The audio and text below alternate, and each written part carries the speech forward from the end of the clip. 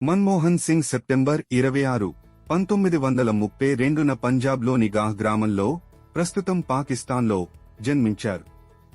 భారతదేశ విభజన తరువాత తన కుటుంబంతో కలిసి భారత్కు వలస వచ్చారు. చిన్న వయసులోనే తన తల్లిని కోల్పోయిన సింగ్ తన అమ్మమ్మ దగ్గరే పెరిగారు. ఆయన పుట్టిన గ్రామంలో విద్యుత్ కూడా లేకపోవడంతో కిరోసిన్ దీపం వెలుగులో చదువుకుంటుండేవారు. మన్మోహన్ అమృత్సర్లోని హిందూ కళాశాలలో చదివి పంజాబ్ విశ్వవిద్యాలయం నుంచి బ్యాచిలర్, మాస్టర్ డిగ్రీలను పూర్తి చేశారు. కేంబ్రిడ్జ్ విశ్వవిద్యాలయంలో ఎకనామిక్స్ ట్రిపాస్ పూర్తి చేసి ఆక్స్ఫర్డ్ విశ్వవిద్యాలయం నుంచి డి.ఫిల్ సాధించారు. 1966 నుండి 1969 వరకు ఐక్యరాజ్యసమితి వాణిజ్య అభివృద్ధి సదస్సులో పనిచేశారు. అనంతరం వాణిజ్య మంత్రిత్వ శాఖకు సలహాదారుగా పనిచేశారు.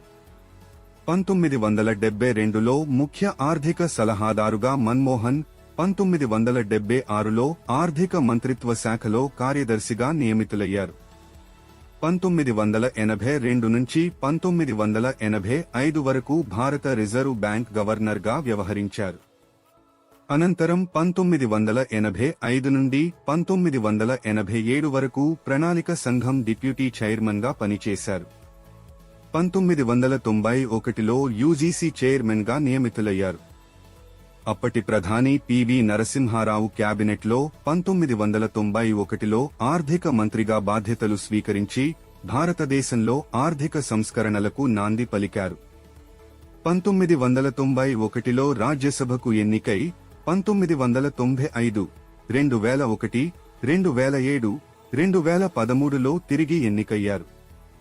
2004 మే 22న మన్మోహన్ సింగ్ భారత్కు ప్రధానమంత్రిగా బాధ్యతలు స్వీకరించారు. 2014 వరకు 2 దఫాలు భారతదేశ ప్రధానిగా విధులు నిర్వహించారు. భారతదేశ చరిత్రలో మన్మోహన్ సింగ్ను ఎప్పటికీ గుర్తుంచుకోదగ్గ పనులు: ఆర్థిక సరళీకరణ 1991. మన్మోహన్ సింగ్ ఆర్థిక మంత్రిగా ఉన్నప్పుడు భారతదేశ ఆర్థిక వ్యవస్థను సరళీకరణ, ప్రైవేటీకరణ, ప్రపంచీకరణ దిశలో తీసుకెళ్లడంలో ముఖ్యమైన పాత్ర పోషించారు. దిగుమతి-ఎగుమతి విధానాన్ని సంస్కరించారు. విదేశీ పెట్టుబడులను ప్రోత్సహించారు. దీని కారణంగా భారతదేశంలో ఉపాధి అవకాశాలు పెరిగాయి. ప్రజల ఆదాయం పెరిగింది.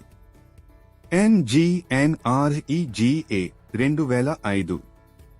మన్మోహన్ సింగ్ ప్రభుత్వం 2005లో మహాత్మా గాంధీ జాతీయ గ్రామీణ ఉపాధి హామీ చట్టం MGNREGA ను ప్రవేశపెట్టింది. దాని ప్రభావం నేడు ఎక్కువగా కనిపిస్తుంది. సమాచార హక్కు RTI 2005. మన్మోహన్ సింగ్ ప్రభుత్వం సమాచార హక్కు చట్టాన్ని రూపొందించింది. ఇది పారదర్శకత, జవాబుదారీతనానికి హామీ ఇచ్చింది. అణు ఒప్పందం. మన్మోహన్ సింగ్ 2008లో యుఎస్తో చారిత్రాత్మకమైన భారత్, అమెరికా పౌర అణు ఒప్పందంపై సంతకం చేశారు. ఇది భారతదేశం ప్రపంచ అణు మార్కెట్లోకి ప్రవేశించడానికి, ఇంధన సంక్షోభాన్ని అధిగమించడానికి సహాయపడింది. ఆధార్ పథకం 2009. ప్రతి భారతీయ పౌరుడికి ప్రత్యేక గుర్తింపు సంఖ్యను అందించాలనే లక్ష్యంతో మన్మోహన్ సింగ్ హయాంలో ఆధార్ పథకం ప్రారంభించారు. విద్యా హక్కు చట్టం 2009. మన్మోహన్ సింగ్ ప్రభుత్వం ఉచిత, నిర్బంధ విద్య కోసం బాలల హక్కు చట్టాన్ని అమలు చేసింది. ఇది పిల్లలందరికీ విద్యా హక్కును విస్తరించింది. మహిళా రిజర్వేషన్, సాధికారత. మహిళలకు 33% రిజర్వేషన్లు కల్పించడానికి మన్మోహన్ సింగ్ ప్రభుత్వం మహిళా రిజర్వేషన్ బిల్లును లోక్సభలో ప్రవేశపెట్టింది. పంచాయతీరాజ్, గ్రామీణాభివృద్ధి.